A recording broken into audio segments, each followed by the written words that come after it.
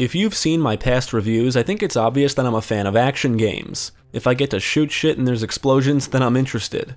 I never really cared for arcade games because they're all about eating money, and I've never owned a Neo Geo system, so I think I missed out on quite a bit of action games back in the day. If you love video games, SNK is a name you should know for both developing the Neo Geo family of systems and their many popular arcade games. Developed by Saurus and published by SNK, Shock Troopers was released for the Neo Geo in 1997. When it comes to Neo Geo action games, I think we're all familiar with the Metal Slug series, but those games never really did anything for me. Shock Troopers, however, always looked cool and I wanted to play it ever since I first saw it. Well, in January 2016, DotEmu released a port of Shock Troopers as part of a Humble Bundle and for Steam, which is the version I played for this review. So now having finally got my chance to play it, let's take a look and see how well Shock Troopers fares after all these years.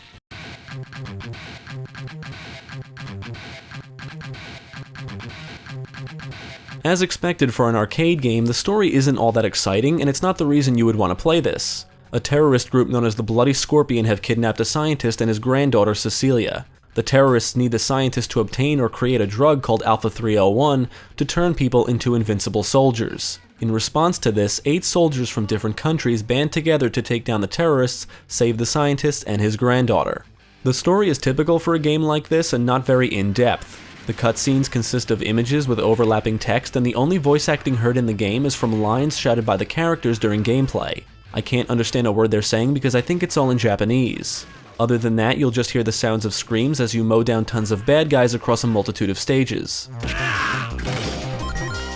Shock Troopers is an isometric / top-down run-and-gun shooter that can be played in either solo or co-op. There's 8 characters to choose from, and you decide if you want to play in Lonely Wolf mode, which means playing as one character, or in Team Battle mode, which means you can choose 3 characters and switch between them at any time during gameplay. Each character on the team will share the same health, which is just odd. Anything to take your money, I suppose. Speaking of money, this was an arcade game, so you can decide if you want to play using 5, 10, or 20 credits, which are equivalent to continues, or you can simply choose free play if you never want to see the game over screen. There's 4 difficulty modes: easy, normal, hard, and insane, and since I primarily played in free play, I chose the insane difficulty because why not? After choosing your characters, you get to choose one of 3 routes of 5 stages to battle through: mountain, jungle, and valley. Each route converges at stage 6, which is the final stage, so in actuality there's 16 stages total. When you make it to stage 3 in any route, you will be given the option to change routes if you so desire. Before starting each stage, you'll be granted a life bonus, but for some reason you don't actually start the game with full health. Also, each character starts each route with a set of medals with stars on them, and I have no clue what they mean.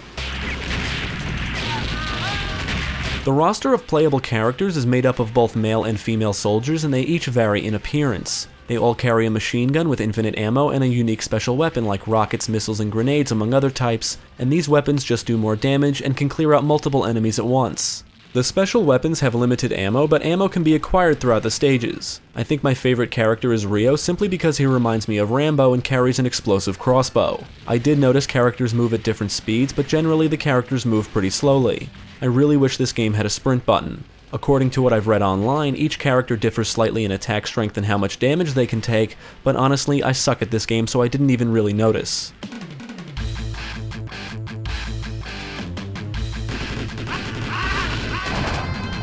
Typical of an arcade game, Shock Troopers is about 2 things: taking your money and trying to achieve a high score. If you manage to get close enough to an enemy, you will automatically perform a melee attack, which will cause the enemy to drop a blue gem for bonus points. You still need to watch out when getting too close because enemies can perform melee attacks as well, but most of the time enemies will be shooting at you or throwing grenades. If you lose all of your health, you either need to use a credit to continue, or if playing in free play, you can just keep going. After dying, you have the choice of choosing the Lonely Wolf or Team Battle modes, which characters you want to play as, and can just continue right from where you died. My only gripe with this is that the game doesn't seem to remember which character you played as, so if you want to play as the same one, you have to scroll through the characters each time you die. If you're great at the game, this probably isn't even an issue, but if you suck like me, then it becomes a minor nuisance. There are different power-ups you can acquire, like a speed boost, temporary invincibility, and if you pick up red gems, all enemies on the screen will be killed. But the most common pickups you'll see are weapons and even health items like food. The health items don't ever seem to give you a substantial amount of health, but since I'm not pumping money into an arcade machine, it doesn't bother me all that much. There's all different types of weapon pickups, including different types of machine guns, a flamethrower, rocket launcher, and even a weapon called three-way similar to the spread shot in the Contra series. There's more weapon pickups I haven't even discovered, and they each have a limited amount of ammo. Killing enemies and breaking objects like crates within the stages will reveal weapons, so you'll want to blow up everything.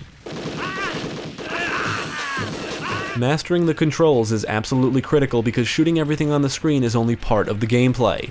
If you don't learn to avoid attacks, you're going to die quickly. You can aim in 8 directions, and as you're shooting, your character will automatically strafe if you move. Bullets and projectiles usually move faster than you, so tapping that roll button to avoid getting hit should become second nature. The perspective would sometimes make it hard to dodge attacks, but other than that, it's a solid run-and-gun shooter gameplay-wise. Now, you can blow up everything like crates, barrels, enemy sandbag bunkers, vehicles, and even buildings. There's no shortage of shit to shoot, so you should rarely be letting go of the fire button.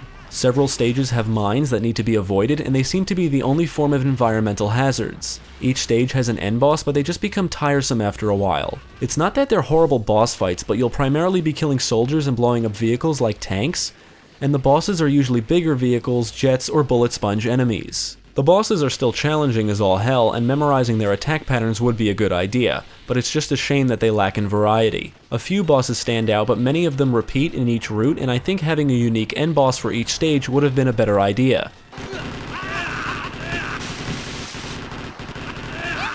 I don't know if the visuals are quite as good as what you'll see in Metal Slug, but Shock Troopers is a visual spectacle. In addition to the fact this game looks amazing, it's the little things like shooting the arm off an enemy or seeing enemies carry out injured soldiers on stretchers, and sometimes you'll come across a soldier warming his hands over a fire. Little shit like this is a nice touch and just adds to the charm of the game. There's also a few set pieces that really stand out.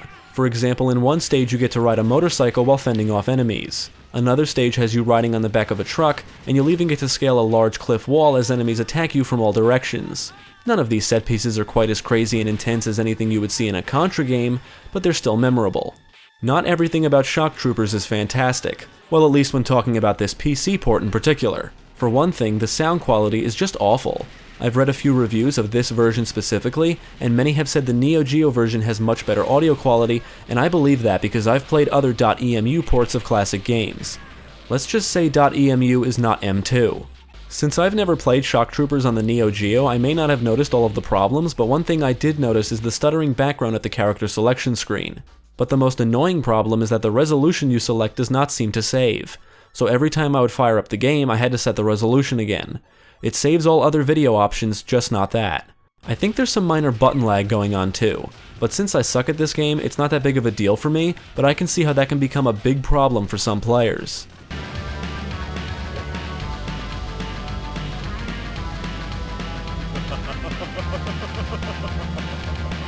In the end, Shock Troopers is a fantastic run-and-gun style game. Maybe not this port in particular thanks to its technical problems, but despite .emu's terrible emulation, it's still a fun game and you may not even care if you've never played the original. I can't think of any other top-down or isometric shooter that really tops this in terms of action, visuals, and pure enjoyment. Sure, it has some minor gameplay problems, but nothing that really brings the game down in any way. It's a challenging game with plenty of replay value for those who can play these types of games religiously. If you have the option to play Shock Troopers on an actual Neo Geo system or any other system it's been ported to, I'd say go play that over this version. But if this is the only version you can get, then yeah, I'd say go for it.